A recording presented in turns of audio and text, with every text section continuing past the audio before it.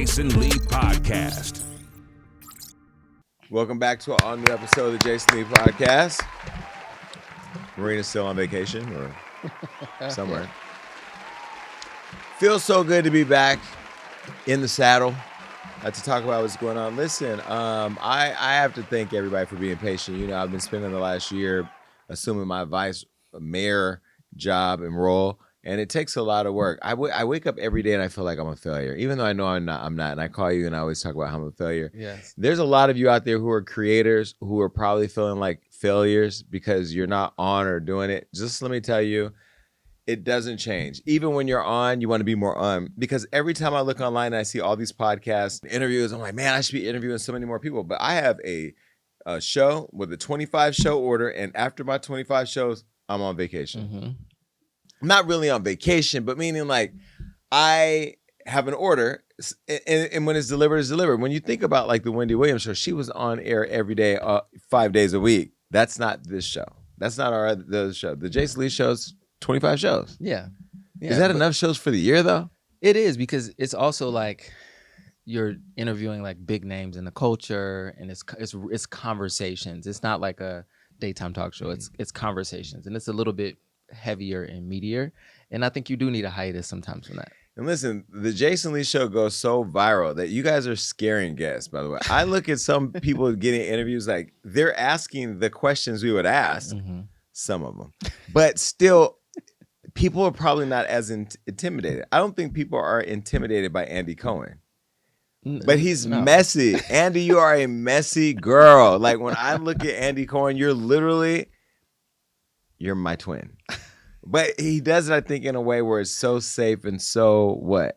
It's also a different environment, though, because they're like... Are you saying because he's white? No, because they're on the couch. They're having cocktails. There's a bartender there. We have a cocktail. We can get a bartender. Yeah. And I think people are used to like his style. It's different. It's because they're not having like in-depth. So it's my style? No, because they're not having conversations about like their personal life experiences, and like you get into deeper conversations where you're talking about their past. And, right. Every guest that comes on the Jason Lee show wants me to dig deeper. They're literally looking like ask the question. But anyway, we're on a break right now for the show, but we do have some actual big shows coming up because, you know, we had to like lock them in before people had babies. And I mean, it's just, anyway, we have people coming, so just stay tuned. All right, I am back from City Council. I'm not going to bore you with the theatrics that have gone down because I'm still massaging political relationships, but I have let everybody know that it is what it is. The hardest thing that I've had to do this year in being an elected official and elevating is biting my tongue. I'm not built to bite my tongue. I literally am built to just say whatever I want. And I can't do that right now because I'm still trying in good faith.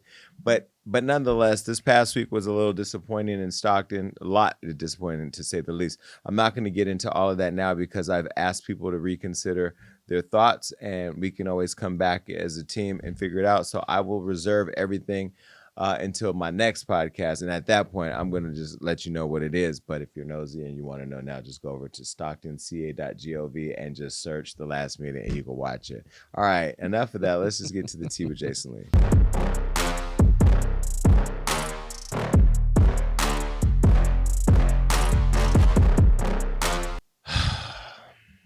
Donald Trump. Donald Trump is probably going to be in every podcast for the next 3 years because he's always doing something. Well, this week, he's actually lost because Donald Trump is not only being criticized by the left, but some folks on the right are also getting sick of his shenanigans too, like Trump supporter Joe Rogan. Now, Joe Rogan, everybody knows, is a Trumper. He's been very vocal about it, and he's even, I think he interviewed him, right?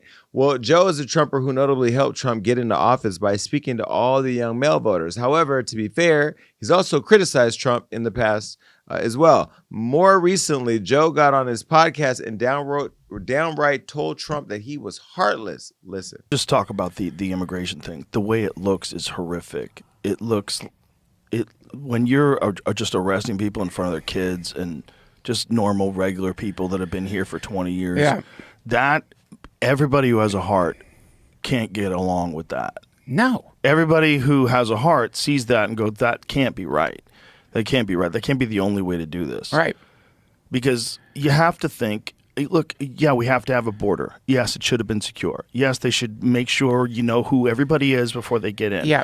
But when people been here for 20 years, like, come on, man. That's crazy. Like, let's find a way. If they've been productive members of society for 20 years, no criminal record, they worked the entire time, they paid taxes, find them a pathway to citizenship. Find a way where you can do this thing that you want to do, which is keep terrorists and cartel members from getting across the border with drugs that kill 100,000 people a year.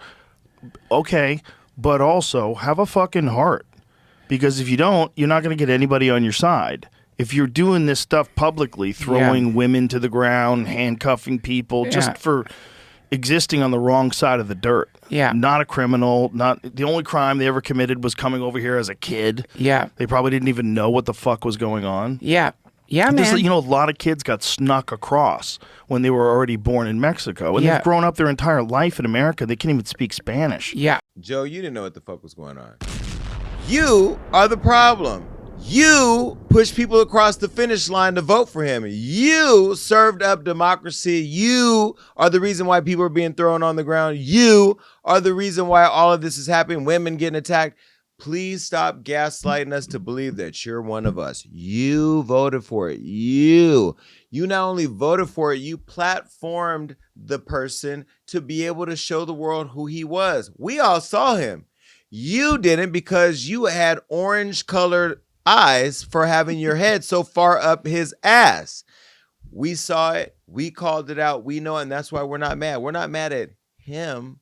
We're mad at you because you did it. Anytime you have a platform like this, my platform is nowhere near as big as Joe Rogan's in terms of podcasts. Now, Hollywood Unlocked, we go viral all the time. I don't know. He goes viral whenever he's in the headlines for something like this. But nonetheless, you can't discount how big Joe Rogan's voice and influence is. You literally bandwagoned and supported the bullshit. You saw people climbing up the Capitol in D.C. at the insurrection. You saw that, but you still supported him. You saw the counts, 34 counts, found guilty. You still supported him. You saw the big multi-million-dollar payout to a woman that you don't like getting thrown on the ground, but nonetheless, a woman who said he sexually assaulted. He lost. You saw that. You saw it all, but you didn't care, either because you have followers who are MAGA and you want to stay true to your base, which is his base, or you want to kiss up to him. Either way, please stop making all of us intelligent people think that he is the problem when you're the problem, right? Absolutely. And also, in addition to those things you mentioned, he said that these people are poisoning the blood of America. You heard him say that. He killed the bill on the floor of the Senate that would have provided more money would have seated more judges to get through the cases faster for people who are in the country the right way that you're talking about, that would have stopped fentanyl from coming over the border. So Trump killed that bill when it was on the Senate before he even got into his presidency. So you guys saw him doing these things, but you still pushed this man. You still platformed him. You still put him in front of your impressionable audience when you know that these young, especially these young white liberal men who could have been pushed in the right direction, you influenced them in that direction. So part of the weight is on your shoulders. I'm sorry. Let's be very clear. You did this to us. You, Joe. And the reality is we live in a country right now where all of our military is not being paid. Right now, our military not being paid, correct? Mm-hmm. All of our federal workers not being paid. Weeks later, why? Because he wants to take your health care. How does millions of people in America losing their health care help all of you? You can say, well, I'm not going to lose my health care. Guess what? It's going to drive up your health care cost. And when you can't pay for it, then what? Who's responsible? Your job? No. He is. Elsewhere, Trump began trending after losing the 2025 Nobel Peace Prize.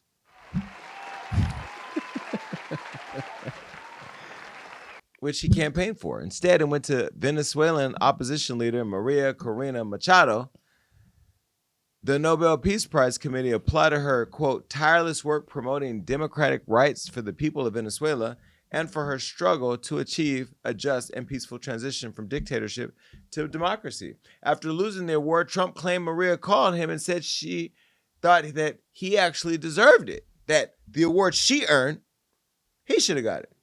You don't believe me? Listen. Person who actually got the Nobel Prize called me and said, I'm accepting this in honor of you because you really deserved it. That, a very nice thing to do.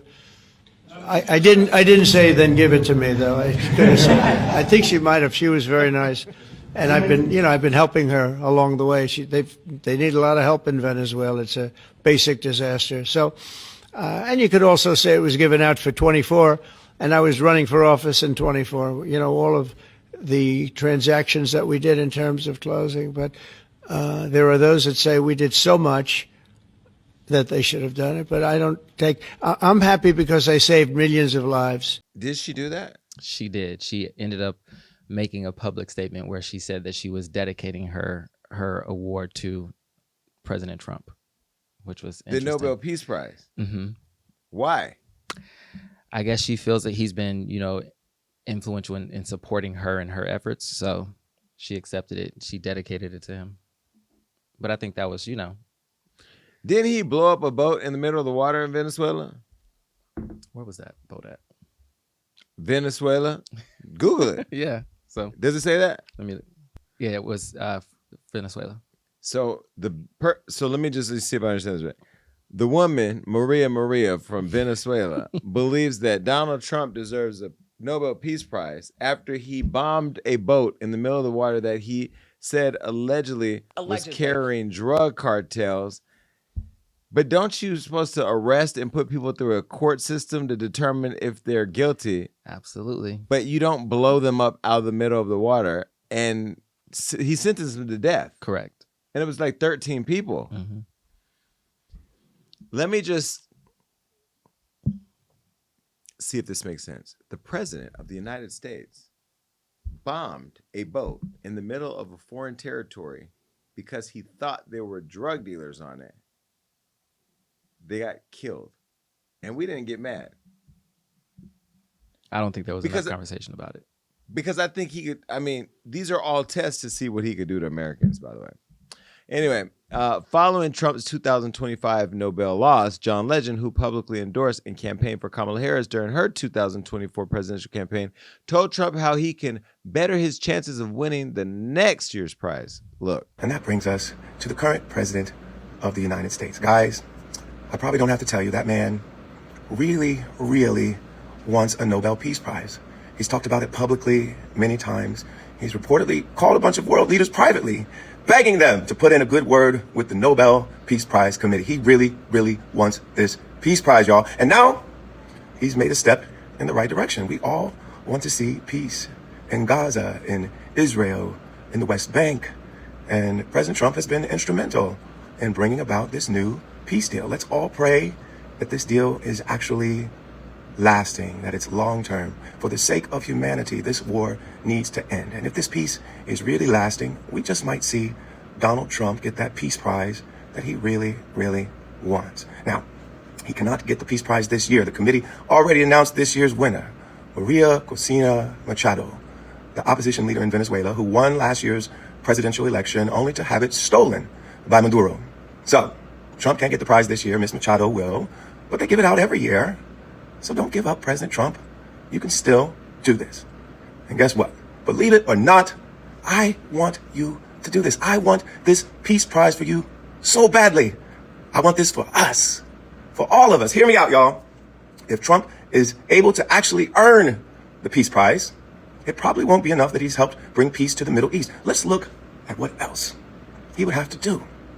He'd have to stop sending Black Hawk helicopters to terrorize people while they sleep in their apartment buildings in Chicago. Yes, the so-called peace president who's ending wars around the world would also have to stop declaring war on the American people. Stop sending the military into our cities simply because they're run by Democrats. Stop sending masked, unaccountable ICE agents to torment immigrant communities. Stop ordering the prosecution of his political opponents on flimsy charges. He'd have to stop bombing boats in the Caribbean. Stop executing people without proving that they've done anything wrong. Maybe he'd have to refund USAID and restore humanitarian aid. Stop starving the most impoverished and vulnerable people around the world. He'd have to stop all this authoritarian dictator shit, all the fascist shit, all the inhumane shit he's been trying to do. So guys, for the sake of this country and all of humanity, we should all really, really want Donald J. Trump to earn a Nobel Peace Prize, right? So President Trump, let's get to it. You have another year to work on this. It's going to require a serious change in your governing philosophy, in your behavior. But as a parent, I've learned that kids respond really well to positive reinforcement. So Donald, we've tried negative reinforcement, impeachment, indictments, voting you out of office. So let's try positive. Let's promise that if you get it together, you change your awful behavior, you're going to get that peace prize that you so badly desire. And I'll be so proud of you. So proud. And to add insult to injury, Trump not only lost the Nobel he campaigned for, but he then lost it when Time Magazine published an unflattering photo of him for their latest cover. Now listen, we all have bad photos. But when you got this gooseneck going on, it's really bad when they hit you from the, squatting prison jail photo pose. Anyway, look. Now, I don't want to come off rude, but is it just me? And it's been a long time. Doesn't his throat look like a vagina? Mm-hmm. Yep. That's what I remember it looked like. Here's Trump's response to the photo. Look. Time Magazine wrote a relatively good story about me, but the picture may be the worst of all time. They disappeared my hair and then had something floating on top of my head that looked like a floating crown, but an extremely small one. Really weird. I never liked taking pictures from underneath angles, but this is a super bad picture and deserves to be called out. What are they doing and why? I know Thanksgiving is around the corner. That's your neck, Donald. Nobody told you to let it hang like that. In fact, I'm going to just go ahead and say what everybody else is thinking. That looks like a ball sack right under your throat. Right? Like you said, that or a vagina. By the way, I'm not the vice mayor on the show, so the views expressed on this show have absolutely nothing to do with my responsibility as a city leader.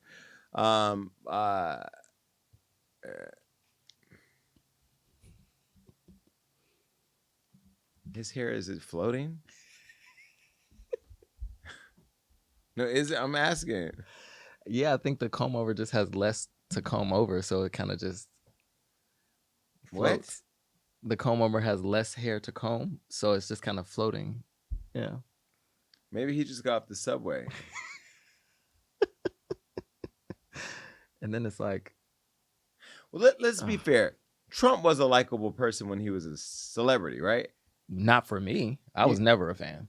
The Apprentice? No, I still wasn't a fan. You never wanted to go on The Apprentice? No. I wanted to go on there when LaToya Jackson was there.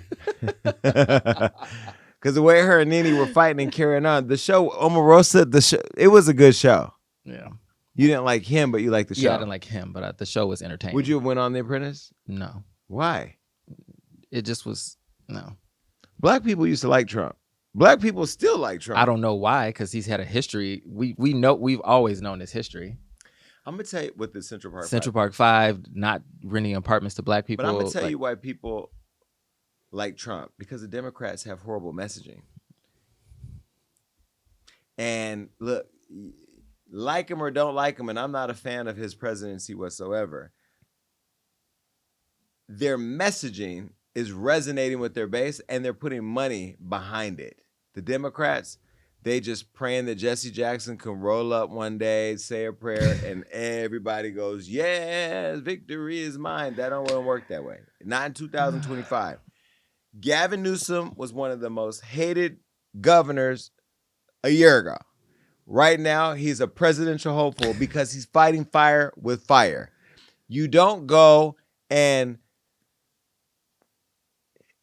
he's pissing on the devil with his own urine. Yeah, but I also feel like the way that he has brought this negative rhetoric to the political space is also pushing society as a whole into a space that I think is a lot more violent than it was. Help me get elected. Help, think about it. People were comparing me to Trump not because our policies are the same, but our styles of just not giving a fuck and saying what needs to be said is what people resonate with. But see, I think your style is a little bit different because a lot of the things you say, well, everything you say is based in actual fact. A lot of the things he says Johnny, I need that clip. But I'm saying that all the things he says are usually like fallacy. They're made up. He's like, he just says things, but he's so confident in his speech that people just believe whatever he says. But also he's speaking to his base that wants America to be great again. The only thing I would challenge is tell me when America was great. Correct. For who? Correct. Make it when it was great for them. Mm-hmm. And that's why that chat that just got released from all of those young Republicans is insane. What chat? I haven't seen that. I've been busy building a city. There's a chat that just got released with a bunch of like young like people in the Republican Party who are influential. No, I think it was what's the app that's supposed to WhatsApp? No, it's Signal? one of I think it was Signal. Their chat got released and they were saying some of the most vile, racist, xenophobic, anti-black. They were talking about creating gas chambers and putting people in gas chambers, calling black people monkeys. In there? Yeah, they've all released their names. They've been doxxed. Some of them have been fired from their positions, but it's and this is insane. For what organization? It's the Republicans. It was just a chat with a bunch of Republicans in it. It was just insane, like championing rape of women, calling black people monkeys. Telegram. It was Telegram chat. Yeah, so it's disappointing to say the least. Well, Donnie, look, you've lost a lot this week. You didn't get your Nobel Peace Prize, so you ain't getting no piece of that. And Venezuela says you deserve it. Maybe they should take hers and donate it to all the people that you put on planes and sent back to countries they haven't been to in years. Because I'm looking at stories of little kids being ripped away from their moms and dads. But this country doesn't care because you all are also silent on all the genocides happening around the world. I think we have to continue to call it out where we can. But again, I think misplaced anger. He's not the problem solely. It's all of you who put him there. Like the guy we talked about a minute ago, Joey. All right. I can't think about turkeys. Anyway, goodbye. Wendy Williams is rolling out. She was outside in her scooter getting around. Recently, Wendy Williams is still fighting to be freed from her guardianship, and now it's being reported that her guardian is allegedly draining the media legend's funds. In 2022, Wendy was placed in a guardianship and given a court-appointed guardian named Sabrina Morrissey. You know, we've shown you many times here on the show. Those of you listening, you can go back and watch videos of who Sabrina is and what she looks like. Well, for years, the elder care attorney has been making headlines with more criticism than praise. In the latest update, a source close to Wendy told Page Six that she reportedly never knew that she was paying $25,000 a month in rent at her assisted living center. Now, the courtier, the COTERIE.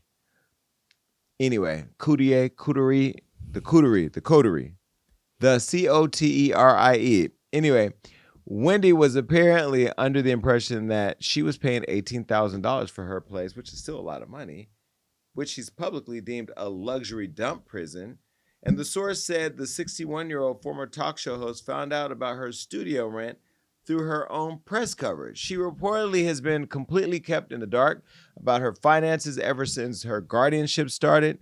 And New York Magazine's The Cut recently did a feature on Wendy and mentioned this $25,000 price tag. So now Wendy's guardian is being accused of draining her money.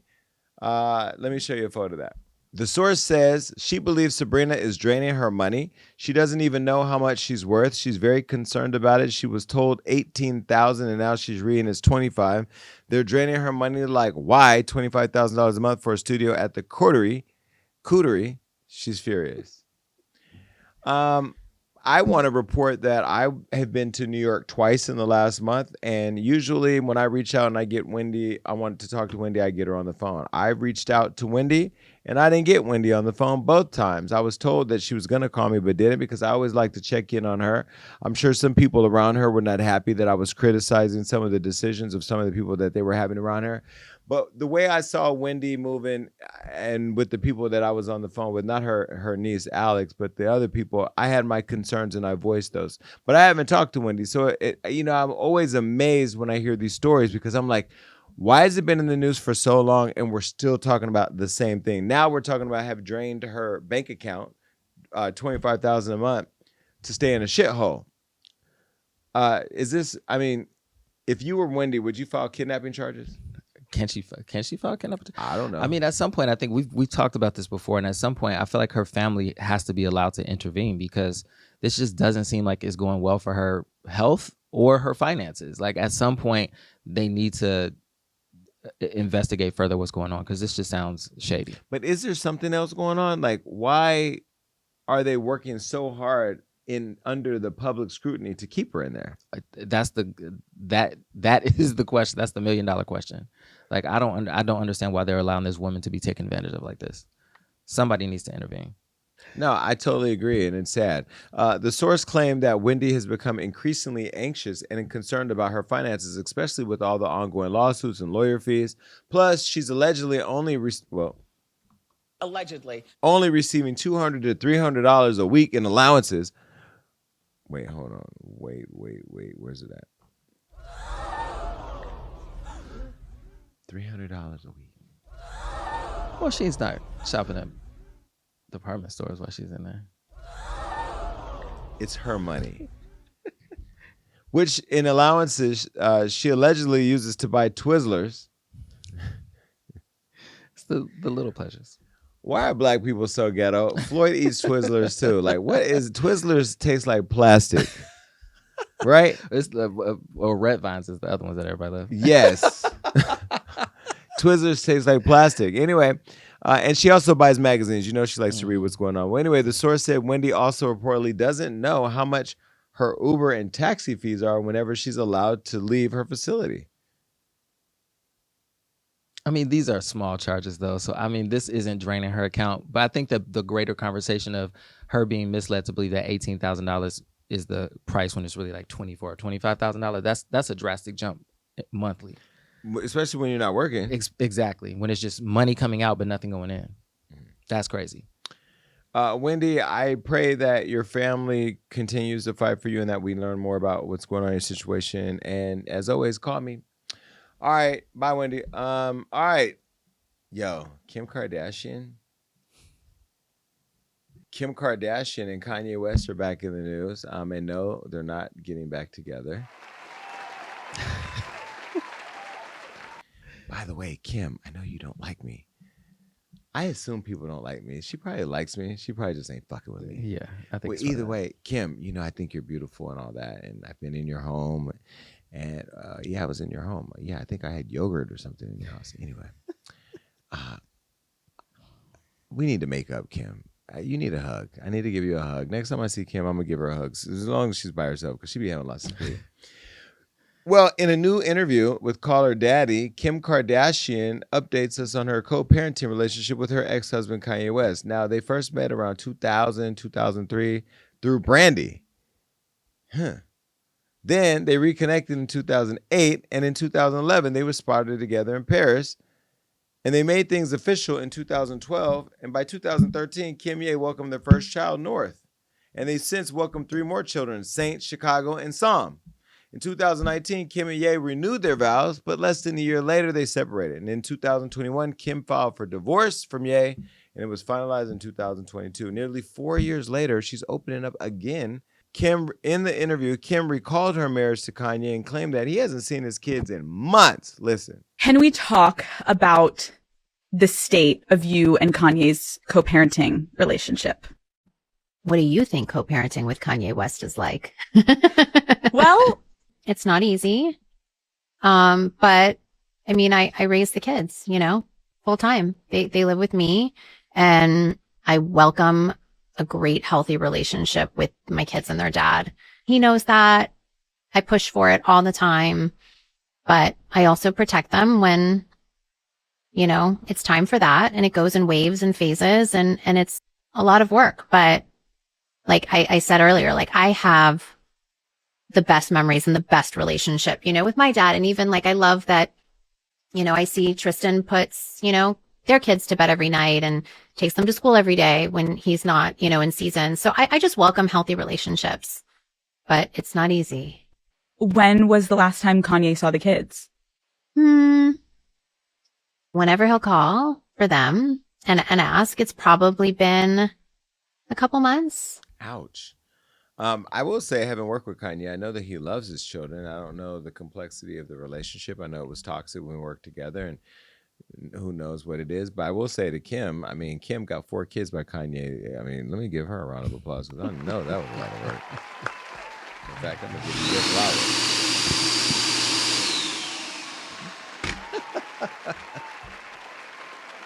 Because I think as much as I understand why people feel the way they feel when it comes to Kim and Kanye, because people hate the Kardashians, but people also hate Kanye.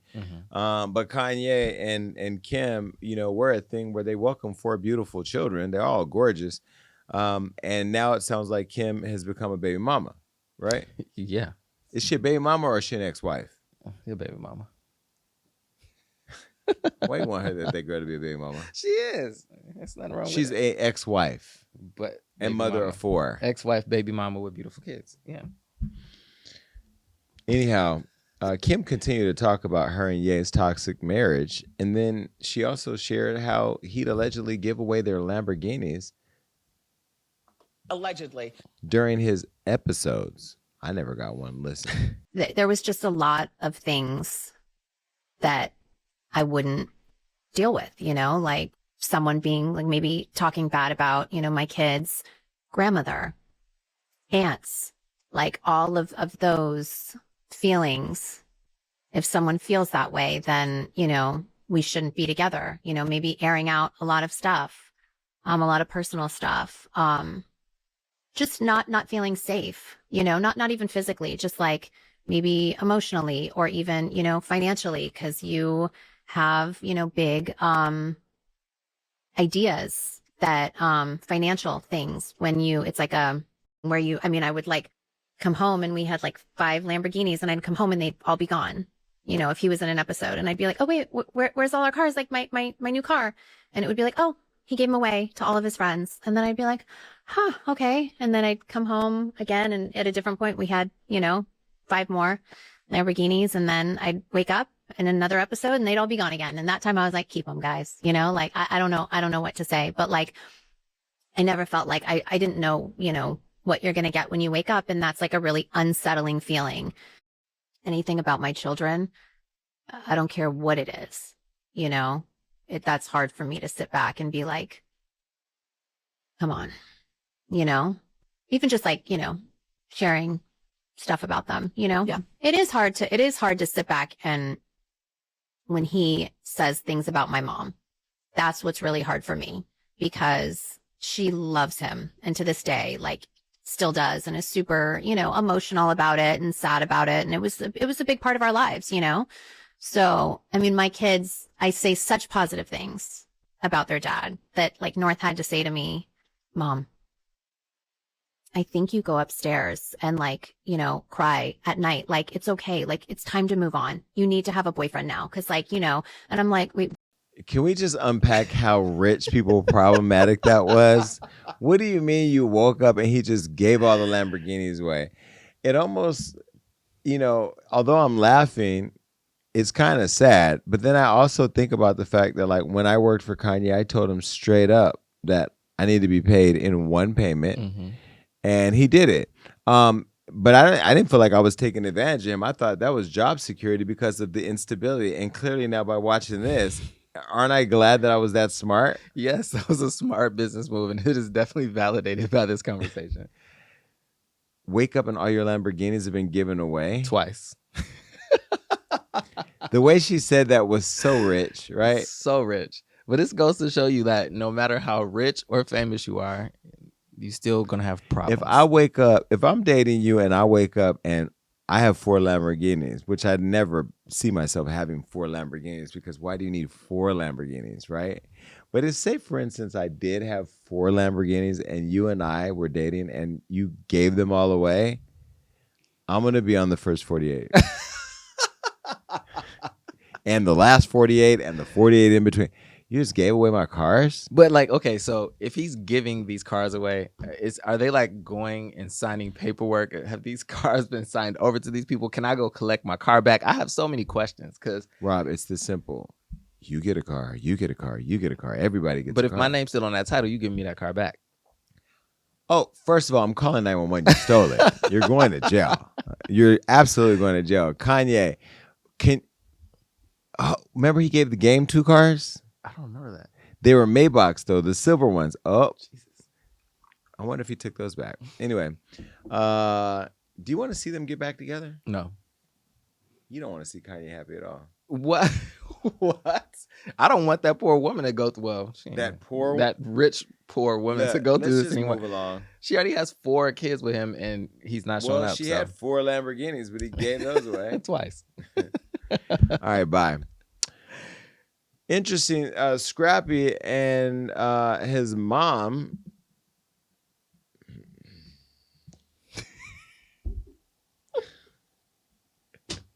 What?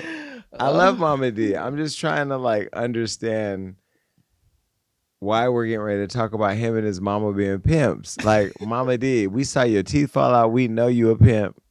And Scrappy, you're just a hot ass mess. Why we're talking about you, I don't know. But since they put it in here for me to do, here we go. Atlanta rapper Scrappy and his mama, Momma Dee, are in the news as they recall her past life as a pimp. And Scrappy claiming it was traumatizing to him. Scrappy and Momma Dee have previously opened up about her past life as a female pimp and drug dealer and how her day job affected Scrappy growing up. In 2018, I had Momma Dee on the Hollywood Unlocked Uncensored podcast, and she says she turned to that lifestyle after a serious head-on collision sidelined her registered nurse career in 1996. Wait, so Momma Dee was gonna be a nurse.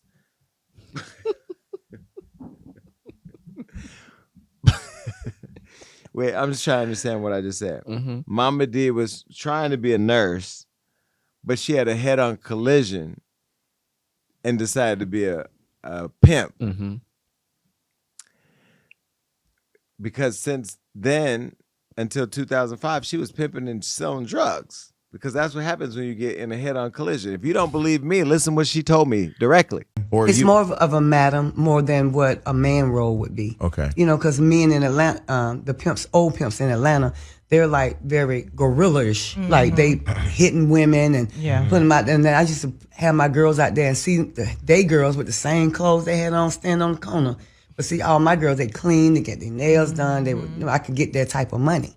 But when you got shabby looking women and they got the same clothes on, do they have the same underwear on too? You know, they would make you weak. So is that where like the savage comes from? Like, cause because I had to because I was out in the male dominant type of situation where I was the only female. You know, but I intimidated a lot of men because I would go to war. Mm-hmm. You know what I'm saying? And it's my old cliche: if you ain't ready to go to war with a soldier, don't enlist. How long did you pimp? I did from, I want to say, 96 to 2005. That's almost a decade. Yes, I had to get it. I mean, how was when I had Scrappy Daddy and my daughter Jamie Daddy, when they didn't pay child support, what I'm supposed to do? And then I was in a head-on collision in 96. So it's like by the time I started walking on crutches, I started enlisting girls. You know, I got 1 and then I got 2, then, you know what I'm saying? But the room, I only had 15 girls, but the rumor was in the street. The rumor was in the street. I had 29 hoes. I retired because I couldn't get 30. Spoken like a true pimp. Mm-hmm. Scrappy has also spoken out about Momma Dee's past, claiming she traumatized him. About 2 years ago, they had a heated mother and son dispute during filming of Love and Hip Hop Atlanta. This is what happened. Like, you're my son. I think you was very mistreating of me. Oh, my mother hurt me every day. I don't. You know what I'm saying? When you speak, when you speak lies or you speak stuff that's not coming from my mouth. You do things and you don't apologize. Because you cuss me out in my face. I never did you like you did me and my sister when we was kids. Hell yeah, I cussed my mom out, man. You know what I'm talking about? Man, you deserve it. You know what I'm saying? I feel like Mom do deserve it. At some point, enough is enough. You know, this is not normal. Like, regular moms don't do this. And after this, it's gonna be a real big boundary because I came from a broken home and I'm trying to break the generational curse. You know what I'm saying? I'm trying to have something new happen, something real happen. Who always been the gratefulest kid and told you I appreciate You were that. grateful until a year ago. Nope, I just don't take disrespect from my mama because she come. Disrespect. You always disrespect. Because I grew up in that. I grew up in a total. Oh, you feel what I'm saying? Like I grew up for real hard. You know what I'm saying? Mama was a pimp. You know what I'm saying? So me and my sister was raised around whores and crack pipes, and this is what you seeing, this is what you finding. Is gunshots going on. I thought it was normal. I'm not gonna ever try to manipulate no situations to my kids up. I don't. You do. No, I don't. You I do. tell your truth. But you're not. It's not on you to tell my truth. That you tell your own damn truth. You don't even know all my truth. Don't you don't even know all my truth. You don't even know all my truth. But you don't talk to me like that. I talk with respect. I'm No, saying you all don't. this with You just respect. did. First of all, hey, cuz, that's why I don't even talk to your mother. Okay, see, that's what I'm talking about. You dead. Man, cause you a weird mama, cuz. You a weird mama. You a weird mama, cuz. You a weird person, cuz. I know I'm weird, cuz. I know I'm weird. Cause I got it from you. I got it from you. I'm hurt. You hurt? Hold on, you hurt? He hurt. Go blame that on your mama. Go blame that on your daddy. Go blame that on your mama and your daddy. I ain't do nothing to you. I'm your mother child. I'm your child. Nah. Cause I never let these people, man. Hey, cuz. Your son is hurt. You need to count ability to. For real. I've been living my whole life like this. That shit. That's your I don't have nobody. You understand this? I don't have. Hey, bro. Damn, Momma Dee. Since then, the duo have appeared on the Nick Cannon We Playin' Spades show and recalled Momma Dee's past life and how she's also walked in on him during sex. Here's Scrappy on getting caught twice by his mama, which is something that none of us wanted to hear. Listen. Your last whooping was at 15. Nah, it had to be like 14. Okay. You know what I'm saying? 14. Couldn't do nothing once he got next to the pool now and they had to free him, honey. No, but she actually done walked in on me like several times. I called the girl riding. One in. What was your reaction? Look, one as a teenager, once as a grown man. I'm like, you know, all I can say, she rode him well. That's all I want to say. Do you stop when she walk in? okay. Okay, so. Is it like, Mom? I would tell you get your ass up, but she doing a good job. Look, one time. I didn't mean it. You know, it was dark. I can't say no name. One time it was somebody famous, right? Oh, and then the first time when I was in high school, something like that. And so that was like my high school sweetheart or something like that. Okay. So it didn't happen the first time. It was just like, oh. And then it was like, she shut the door. I just seen the silhouette. Cause she was like, I didn't see the actual. She did like this. She was like, oh shit! Like, just shut the door, like. And I was like this. I was like. Okay. All right. You know what I'm saying? And look, One time for the rodeo. Look. The second time, look, Mom Duke was over there. She was helping me watch my daughter and stuff, right? And so I'm up in my living room, cuz I'm like, you know, Mom Duke, she down there asleep. I'm like, man, come on, cuz, what's up? And I do that, bow, cuz you get to walking up steps to my. Oh, my bad. I'm like, not my bad. I'm like, hey man, like, what's up? I swear. Shawty was like, man, I know. You say your mama was here. She all right. She cool. She down for the culture. Yeah, she down for the culture. At least they have a close relationship. Yeah. I mean, it makes sense. Has your mother ever walked in on you having sex? No. She would throw holy water all over you. Here's Scrappy recalling Momma Dee bringing strippers to his 14th birthday. But you enjoyed it. But you got service for free. That free The bus. perks Tell of her the what family I did business. for your birthday. And I Oh, tell the truth. what she doing? I think I was 14 or something like that, and she, so I had a full-blown party, and we in the hood, like, Okay. full-blown, everybody came, because they, you know, popular in the hood, you know what I And mean? then I had the So hoes. look, she had the hoes. And So so- hold on, man. Okay, go ahead, you said- tell let me. me tell you. Man, mama said, hey, come on, let's get it started. Blew the whistle. Boom. Put the girls out. How about they went and got their parents? Yeah. Oh, what? Cause we had, The little girls. My mama had, No, the young teenage my girls. mama had strippers in there. Right. Yeah. For my 14th Got birthday. rid of the school they girls really and got- brought the real ladies in, the grown Yeah, women. the grown women. And 'Cause everybody I know came the back. story. Everybody came back to the door. All the mamas came back like, they hold gonna on. come get I'm me. like, I what's stood my up? ground 10 toes Yeah, down.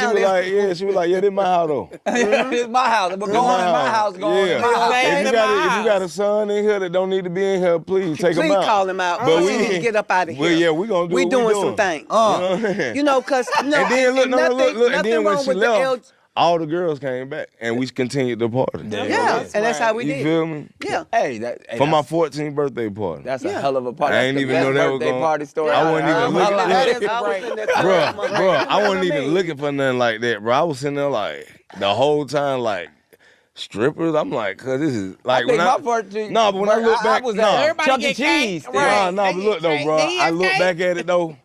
That was traumatizing. That was traumatizing. After So you saying therapy, pussy After traumatized therapy, you? look, What did you say? After therapy, man, that They was say traumatizing. pussy Bad. was traumatized. Now, wait a but minute, you you're in came out of therapy. pussy. Yeah. Well, So then- wait, are you in therapy too? No, she not. I keep begging her to go to therapy. I keep begging her to go. Because begging her, he wants you to cuz. work through some of the Some of the trauma. stuff. All the trauma, like Most real. 14-year-olds is getting bikes or something for their birthday. No, you giving this nigga it's bitches. nothing against the that's LGBT community, but I just wanted him to chase pussy, then told a purse. That's all I was trying to do. That's all I was trying to do. In my defense, That's called in my defense, listen. all hands on. It's obvious. Is this appropriate? I don't think so, but I mean, she was pimping hoes, so she was. But at 14, I mean, we have to be fair. Lil Boosie, who's friend to the show, he paid for a prostitute to be with his kid on his 15th birthday or something like that. Is that not similar? Yeah, that's what I'm saying. Because it's all sex work. I don't think it's appropriate, but I think it all makes sense because she was pimping hoes. That was her career. She letting him bang girls in the house, get him But strippers. why aren't you when he was mad a at her kid. the way you were mad at Boosie? I am. I'm saying I Are don't. you just tired? Yeah, I am. I'm saying I don't think it's appropriate, but I'm realizing that was just the nature of the household she was in. Like she was pimping. But that doesn't make it okay. It doesn't make it okay, but I'm saying that's the environment they were in. So to me, it makes sense that this is the house she raised. If I had a kid, no matter boy or girl, say I had a boy and he was gay, there ain't no age where this is acceptable. Yeah, you're not inviting paying some man to come over and have I'm sex not with your about child. to pay no male stripper to come dance for my son. No. Anyway, that's me, Momma Dee. You old enough to do whatever you want to do, and this is your kid. I'm not going to tell people how to raise their kids, but like a 14-year-old stripper birthday party is insane to me. Well, after going viral from the interview, 62-year-old Momma Dee is clearing things up as she recovers from hip surgery. She went live for 12 minutes. Here's what she said, a little bit of it. And I need for y'all to hear this, because I ain't going to say it but one time. Seriously. I'm a very good person. We were asked about our past and the days that I was hustling and pimping and selling drugs. Scrappy, what did you experience? Blah, blah, blah. So we proceeded to tell about his 14th, but I really think it was his 15th birthday, y'all. But I'm not going to go against the grain, so we'll go with 14. We'll ride it. But I'm really seriously, it was his 15th. Anywho, you know I was pimping. I started out with 2 girls. I ended up 15. I moved keys, cocaine through Atlanta like a motherfucker. It was I was under the radar because I was a female. And I didn't dress with gold in my mouth and all that stuff. I didn't do it like that. But pimping, you know, when you are pimping, the men version is by choice, not by force, right? That's true. I ended up in a head-on collision in 1996. I could not provide for my kids. I wasn't going to tell my kids that they couldn't eat, or I couldn't be no Christmas up on the tree, or they can't have no school clothes. No, I went out there and I did it, okay? Look at these bitches now. They want to sit and marry or boyfriend NFL, NBA players or rappers and then turn on them after they get pregnant. And now it's a whole situation. Things have changed. The things that happened in the 90s, what me and Scrappy were explaining, happened in the 90s. Tupac and Biggie was alive.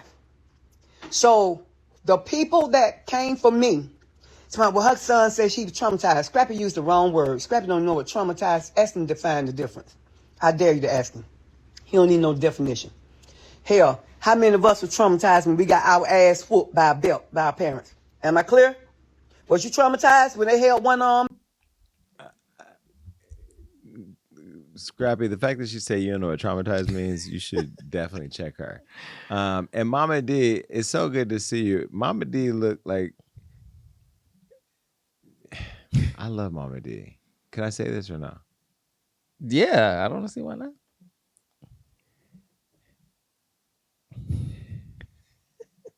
Do you know what I'm gonna say? No, and I'm patiently waiting. It looked like she had Dame Dash's teeth.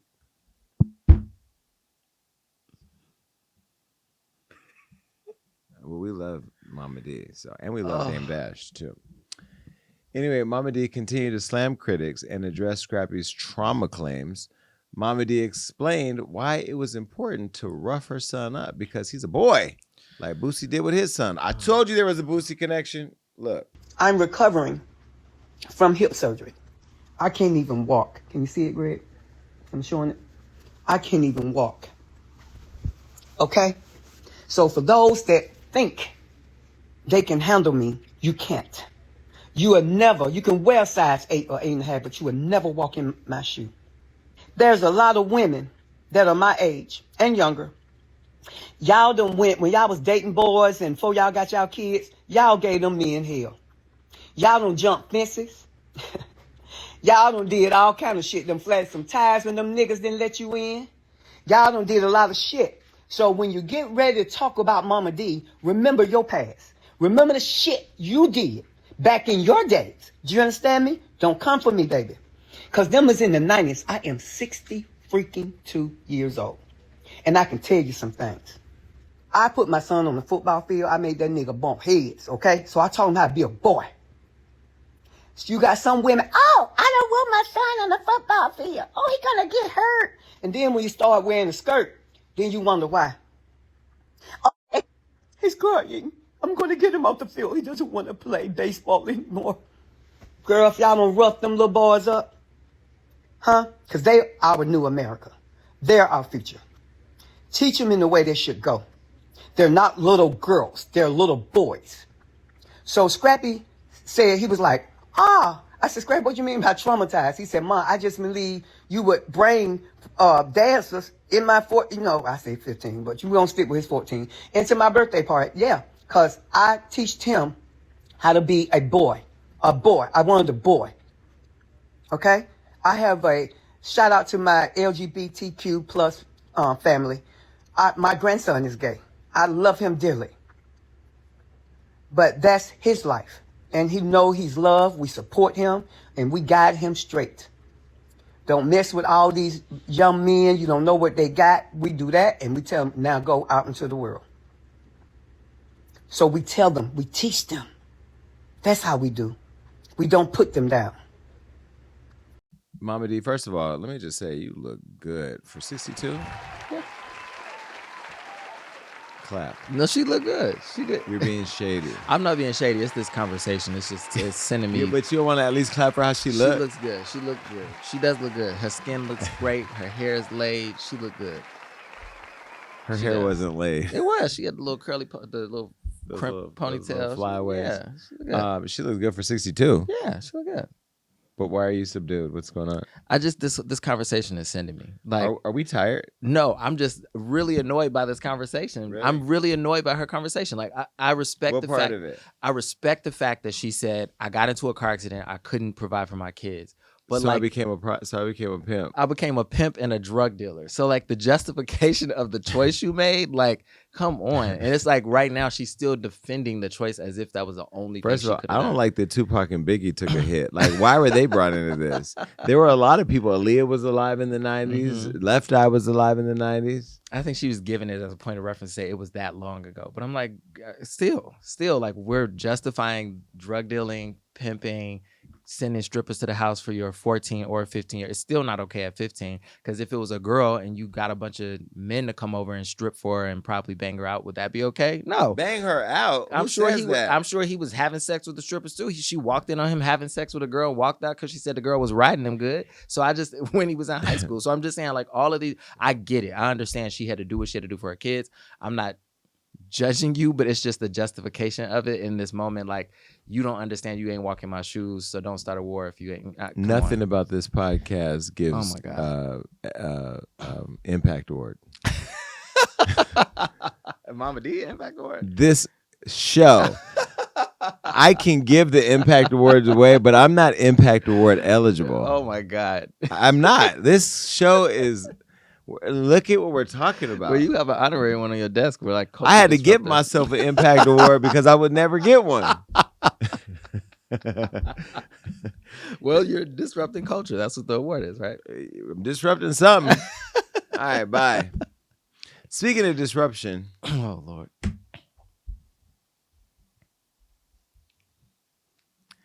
Stephen A.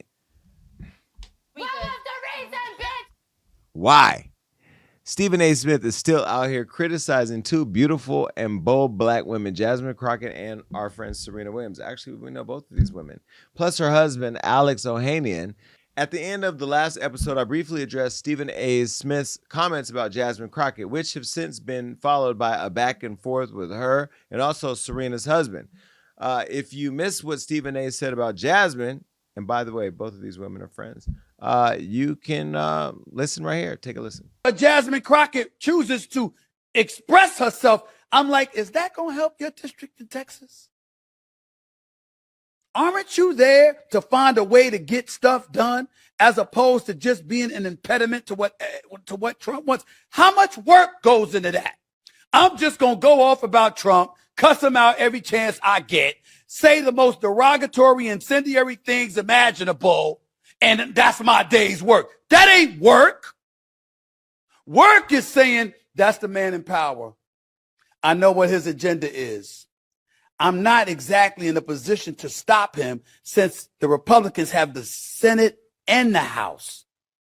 But maybe if I'm willing to work with this man, I might get something out of it for my constituency. Because like Joe Manchin said, he's there to represent, or was there for 15 years to represent, the people of West Virginia.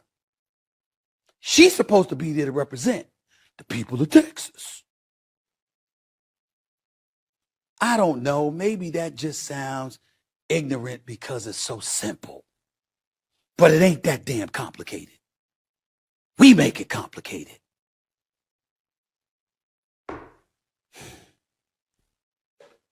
Damn, it's frustrating. What'd you think? I mean, we still feel like he's sickening. Absolutely. And I think I saw a lot of people on social media, specifically black men and black women, standing up and defending Jasmine Crockett, which I really appreciated. So it was unnecessary.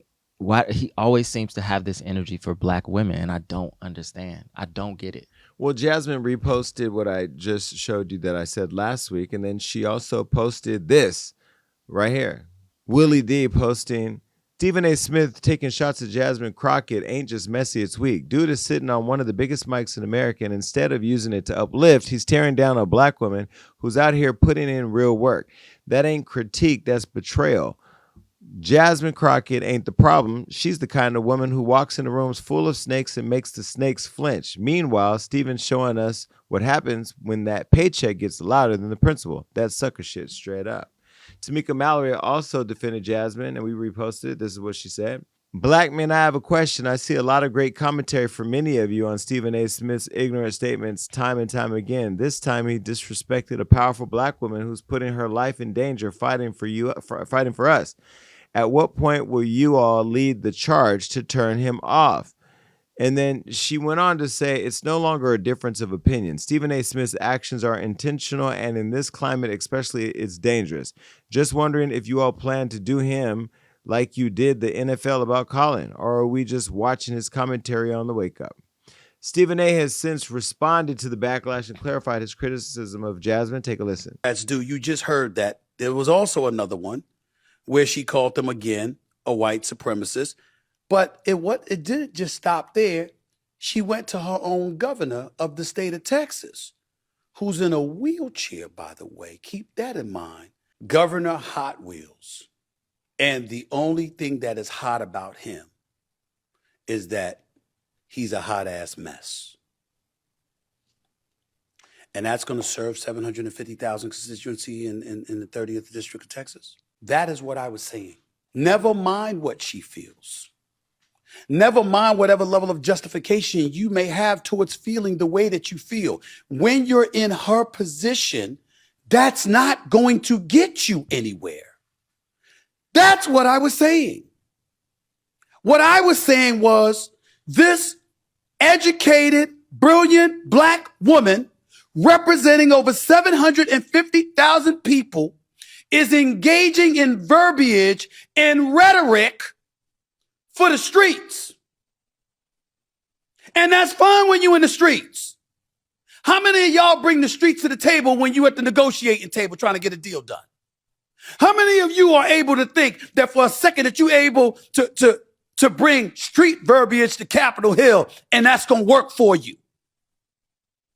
You literally have senators and congressional figures on Capitol Hill on the side of the Republicans telling the networks, whether it's Fox News, News Nation, or anybody else, please, please, please put her front and center on camera.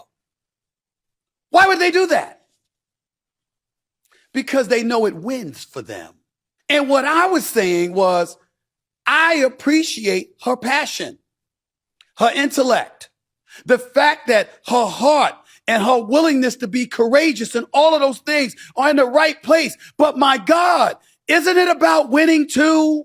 Ain't it about getting it done? How about positioning yourself, since Jasmine Crockett was on the record stating that we got to keep our eyes on the federal courts because the conservative federal courts are putting forth rules and regulations, policies, and fiduciary and judicial things that serve to benefit one side of our country, but not necessarily all sides. Well, wouldn't that mean that you'd want to become a judge? You are a lawyer by trade. You are licensed to practice law in Texas, Arkansas, and the federal courts. Wouldn't you be somebody that we'd want on the courts, or at least on committees, having a strong arm towards dictating who ends up on the courts? Not just the Supreme Court, but federal courts throughout this country? Because that's what senators do, right? Wouldn't you want to position yourself to be able to beat a Ted Cruz or a Senator Cornyn? I'm talking about winning. Stephen, I do. I go straight to the streets because sometimes you got to meet a bully where they are. You got the biggest bully in the world on the playground that she sits in, not you. She sits in that playground. For all of us who don't have the courage, well, I'm elected, so I have the courage. but I don't sit in Congress, but she sits in the seat that a lot of people don't have the courage to sit in.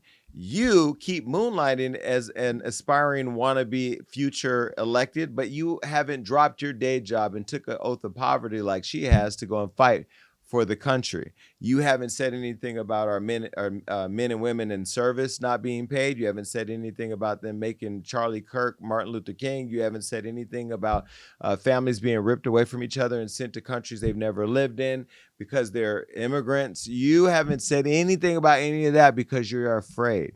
Or you believe in those policies, which are, in my opinion, very anti-American and anti what was committed to the people. So you then are inherently the problem. But one can get clouded because when you do have a microphone and you get a little, clout or whatever, or a lot of clout, being that you are on mainstream TV and mainstream networks pushing their agenda, you fall out of touch with the people. And in this instance, the blowback was wild. Did you see all the comments online of people saying what they were saying about it? I absolutely did. And that's why I was saying earlier, that actually made me, energized me, and it made me happy that people actually got behind Jasmine Crockett and supported her. And I think one of my favorite ones, I don't think he specifically mentioned Stephen A. Smith, but it was posted on Hollywood Unlocked too. It was Plies when he was in his car and responding, talking about being in the house with the air conditioning, and you got something to say about the people who are outside. So he to me had a very, very good clap back at Stephen A. Smith as well. But it annoys me that he says something like this, but then he doesn't turn around and say anything to Donald Trump, who uses nasty rhetoric about Jasmine Crockett, to Laura Loomer, to Ivanka Trump, to all these people who have called her ghetto and used derogatory terms that are reserved for people of color about Jasmine Crockett. And no one, he's not using his microphone to scream at them. So to me, it's always this vitriol he has when it comes to Black women who are successful, who have a platform, and who are doing the work. Why are you going after them? In the midst of his beef with Jasmine, Stephen A. also got checked by Serena Williams' husband, Alexis Ohanian, for trying to hand out marriage advice. If you missed it, Stephen A. said this while reacting to Serena's Super Bowl cameo. Well, you can say give her a props, but Shannon brought it up, so I'm going there. I'm going to be like, if I'm your husband, I'm like, why are you up there dancing or something? I want my lips, trolling your ex. The Compton connection. She's from Compton. No, we know. We know that. Even if I'm married and my wife is going to join trolling her ex, go back to his ass, because clearly you don't belong with me. What you worried about him for and you with me? I gotta get that lick back. In case you don't know who Serena's husband is, you know who he is. Mm-hmm. You know what he created? Yeah, we've talked about this before. He created Reddit. Yeah. Yeah. I mean, he's a extremely successful tech entrepreneur. Anyway,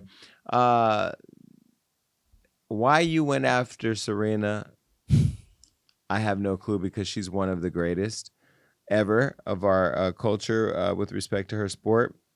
But you went after her because you thought her white husband was weak, and he pulled up to you at your job. Listen. Also, too, Stephen A. Smith, I think you had some marriage advice for me. Is that right? Or well, you know what?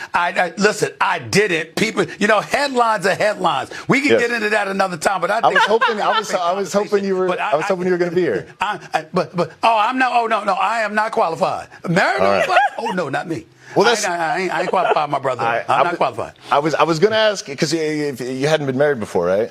I am married. No, Stephen. He hasn't. Okay. Yeah, because I give advice to plenty of founders who want to build billion-dollar companies. And the reason I do that is because I build billion-dollar companies. Yeah. So I generally try to stay in my lane as advice Then department. we'll talk marriage advice later. I'm going 13 years strong. We got Deal. you. Alexis, thank you so much. Bitch, you trash. Ain't that what you heard? I have never heard him stutter that much in my life. Steven Jackson also called out Stephen A. for dogging Black women. Look. You get loud and all in your feelings about Braun. When Braun, he talking to a Black billionaire, but when he talking to a white billionaire, you humble. And you come back on your show talking real respectful, mild manner, man. It's like, bro, listen, bro. And you dogging the Black women. Like, let's stay out of politics and stick to talking about sports you never played. All right? Just stick to doing that, bro. We not going to vote for you if you talk. I heard you talking about running. You don't do that, bro. We not going to vote for you. No.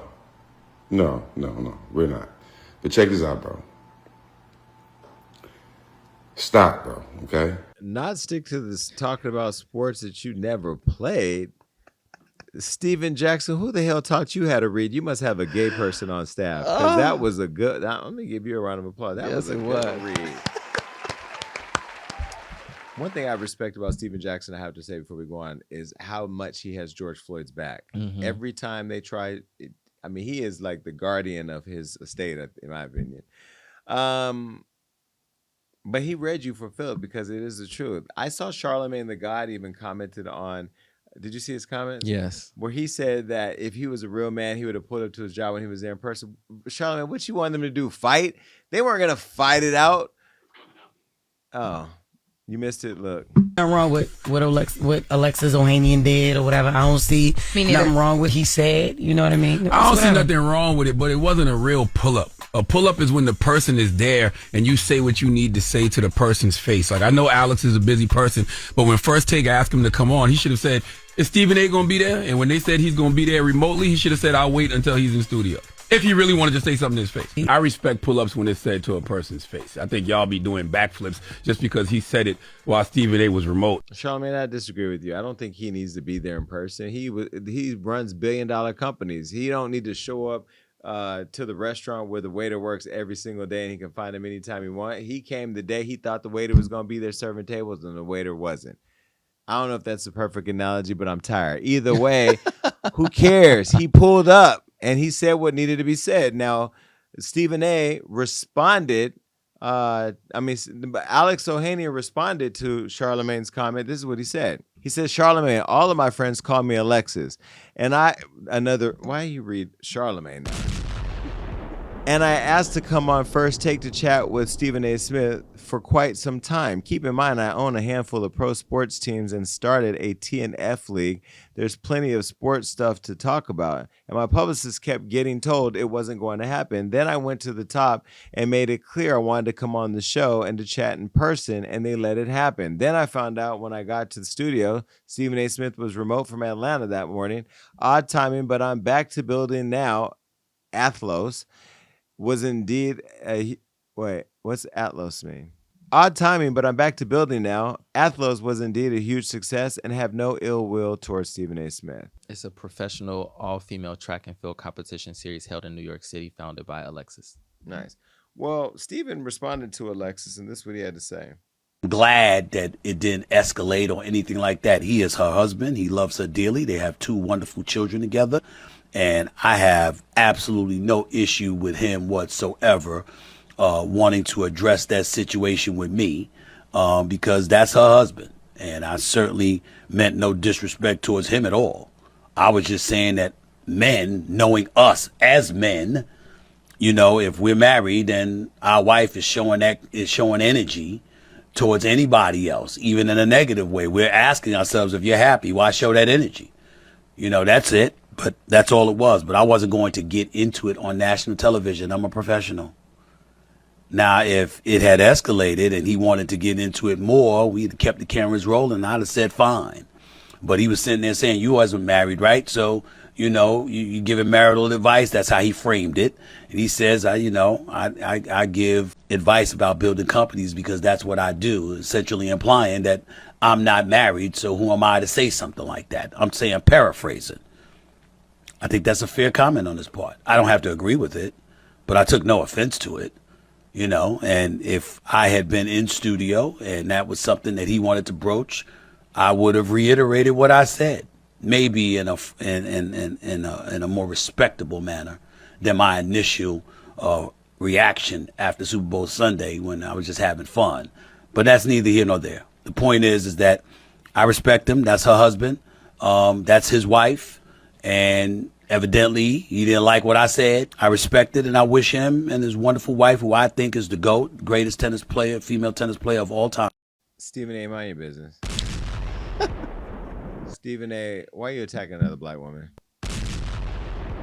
Stephen A., why you apologize to that white man, but you didn't apologize to Jasmine? Do we need to answer that question? Nope. All right, exactly. Bye. Let's get to the next segment.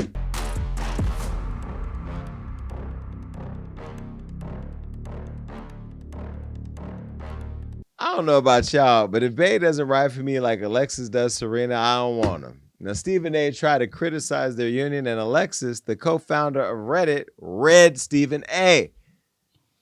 How you trying to give marriage advice and you ain't got no experience? Then Stephen A. tried to come for Congresswoman Jasmine Crockett. Again, how you going to try to give political advice when you ain't no politic? Leave them beautiful and successful black women alone and focus on analyzing sports. We already got one racist and sexist clown in office. Lord knows we don't need another one. One good thing is that some of Trump's supporters are beginning to wake up and call him out. Joe Rogan may have helped him get elected, but he's trying to hold him accountable for his heartless immigration crackdown. You did it, Joe. Now get the rest of the party on board. And speaking of parties, Scrappy claimed his pimpin' mama brought strippers to his 14th birthday party. What in the boosie is going on? Parents, please stop trying to raise your boys like this and then say it's because you don't want them to turn out and be like Rob, gay. Because he's going to be whoever, or she's going to be whoever they choose to be. Just like Ye, can't nobody put a stop to that man, much less get a hold of him. Now, Kim said he's been MIA for months and just wants him to be there for the kids. Hell, we're praying for the same. And we're still praying for our girl Wendy and screaming, free her, until she is. That is the show. We are happy to wrap it up.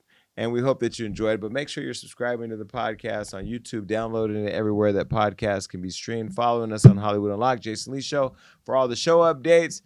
Make sure you keep coming back to the podcast because we got a lot going on. And I'll have some Stockton stuff for you next week. Thank you to all of you that are stopping me in the streets and hitting me up online and saying that you're inspired by me and watching the work that I'm doing in my hometown where I now live again. But listen, it's all worth it at the end of the day. You should get out there and get involved in your community too. I'm out of here because I'm tired. Peace. The Jason Lee Podcast.